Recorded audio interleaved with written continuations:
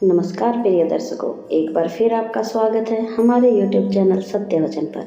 प्रिय दर्शकों, आज फिर मैं आपके लिए एक मोटिवेशनल और ज्ञानवर्धक कहानी लेकर हाजिर हुई हूँ। प्रिय दर्शकों, आज की कहानी उन कबूतरों के बारे में है जिनका जिक्र अमरनाथ धाम का नाम लेते ही आता है। आज की कहानी बहुत ही पवित्र है, इसलिए इस कहानी को पूरा और ध्यान से सुनिएगा। आइए शुरू करते हैं। एक बार पार्वती ने भगवान शिव से अमरनाथ कथा सुनने का आग्रह किया। पार्वती के बहुत आग्रह करने के बाद शिव जी मान गए। शिव जी ने कहा, मैं ये अमर कथा किसी एकांत स्थान पर ही सुनाऊंगा जहाँ किसी भी जीवित प्राणी की उपस्थिति ना हो। उसके बाद भगवान शिव और पार्वती एक स्थान पर गए, लेकिन वो स्थान भी एकांत नहीं था। फिर दोनों कुछ और आगे गए। रास्ते में उन्होंने एक पर्वत देखा और वो स्थान उन्हें पसंद आया। फिर दोनों उस पर्वत की ओर चल दिए। भगवान शिव ने प्राणवायु शक्ति का प्रयोग किया।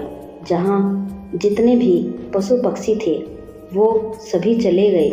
तब भगवान शिव ने पार्वती से कहा, जब मैं आपको अमर कथा सुनाऊंगा तब आप बीच बीच में कुछ आवाज़ निकालिएगा, जिससे मैं ये समझ जाऊंगा कि आप अमर कथा सुन रही हैं।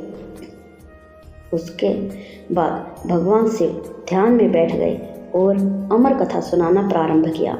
पार्वती ध्यान से अमर कथा सुनने लगी। जब भगवान शिव ने प्राणवायु शक्ति का प्रयोग किया तब सारे पक्षी वहाँ से उड़ गए, मगर कबूतर के 2 बच्चे नहीं उड़े थे, क्योंकि उन्हें उड़ना ही नहीं आता था। इसलिए वे उस गुफा में ही रह गए थे। वह गुफा के बीच में बने एक रैक में बैठे हुए थे और वो भी अमर कथा सुन रहे थे। पार्वती अमर कथा सुनते सुनते सो गई। शिव अमर कथा सुनाते जा रहे थे और कबूतर के बच्चे अमर कथा सुनते सुनते बीच में आवाज़ निकाल रहे थे, जिससे शिव को लगा कि पार्वती अमर कथा सुन रही है।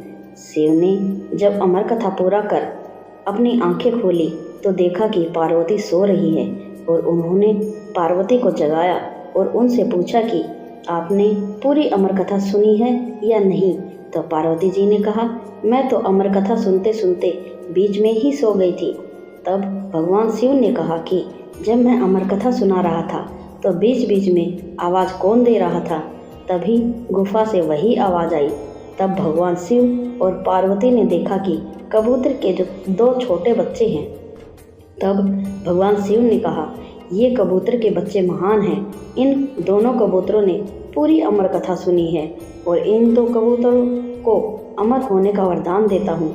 तब से वह दोनों कबूतर अमर हो गए। शिव और पार्वती उन दोनों कबूतरों को आशीर्वाद देकर कैलाश पर्वत की ओर बढ़ गए। तो प्रिय दर्शकों, ये थी आज की कहानी। आज की कहानी आपको कैसी लगी?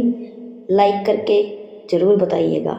और जिन दर्शकों ने हमारे चैनल को सब्सक्राइब नहीं किया है वो हमारे चैनल को सब्सक्राइब कर ले, ताकि हमारी आगे आने वाली वीडियो आपके पास जल्दी पहुंच सके और आप उनका लाभ उठा सकें।